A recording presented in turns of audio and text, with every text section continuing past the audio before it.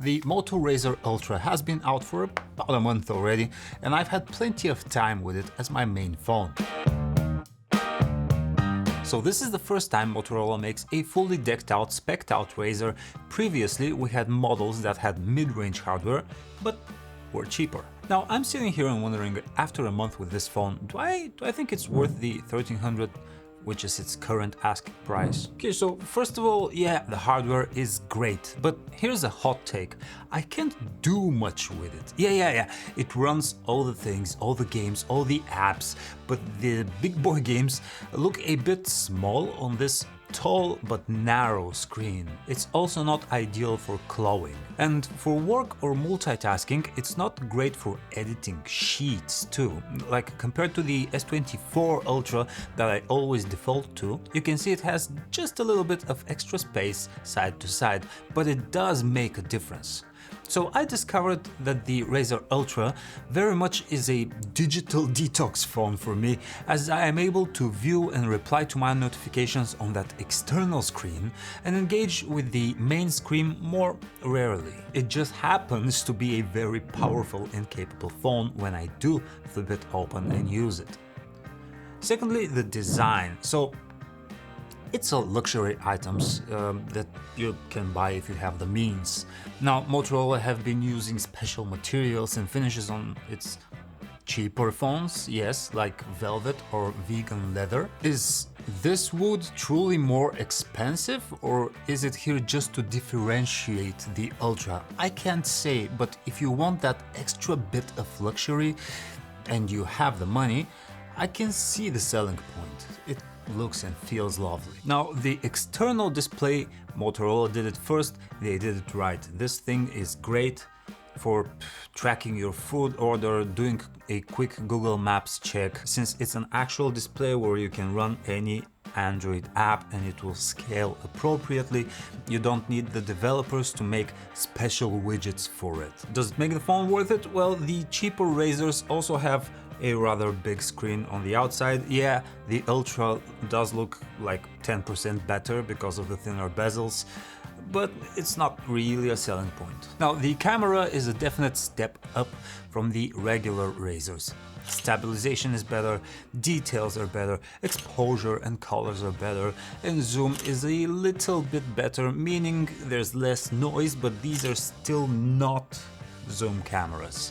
So there is a difference. The regular Razr camera does perform like a mid-ranger sort of, where it will crush shadows or oversaturate or over-sharpen. The Ultra is more natural, but still not on par with what dedicated camera phones for like $1,000 will get you. So again, it's better than a regular Razr, but at the same time, it's not justifying the 1300 price tag if a camera is what you care about. Now, a quickfire round. The battery life I found to be amazing and very dependable.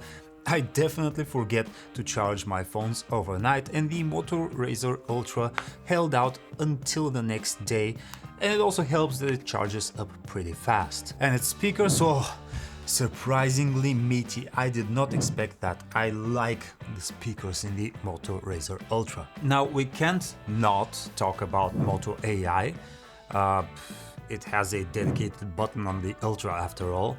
And look, I don't get it. Okay, so it has these features. There's Catch Me Up, which summarizes your notifications, which I haven't found a very good use for unless you have like a lot of notifications, and then, you know, it's AI summary, so it's kind of hit or miss. Then we have Pay Attention, which is a weird name for the feature. It's basically voice notes. You start a recording, then it summarizes that recording. So, you know, we've seen it before. You can record meetings, get the transcript, get a summary and whatnot. I found it weird because you press the AI button, then select Pay Attention, and then you have to again tap to start a recording. I would expect that as soon as I press the AI button, which has a dedicated hardware button right here, it would, you know, start the recording. So it's not faster, it's not more useful, and we've seen it on plenty of other phones before. Remember this? It's like Google's screenshots app.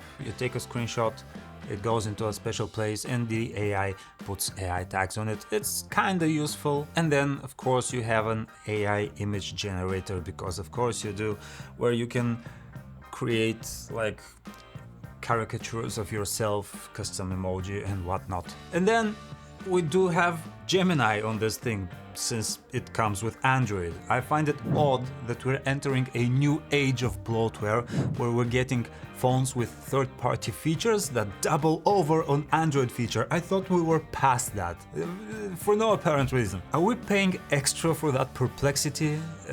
Is this part of the 1300 going towards? Because if so, I'm not super impressed with perplexity. Like, check out what result I got when I asked it who is Preslav Kataliv, that's my name, and it showed me someone else for sure. But in general, I was very satisfied with my time with the Moto Razr Ultra. I used to be a camera power user, but I can't say I am that at this point of my life, so its camera is just the right amount of dependable for me. Battery life? Great. Design? Lovely. Price? I'm still not sure I'd pay that.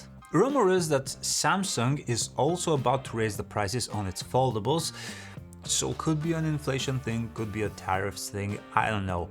Once we have the bigger picture and see how the Z Flip 7 is priced, then we'll have a better idea of how this sits in the overall ecosystem. But if you have the means and love how this looks and your wallet hand is itching, you can definitely rock this. It's fine, I don't get the AI, but it's pretty fine. And you're very fine for watching till the end. Now drop a sub and a like, and I'll see you next time. Bye!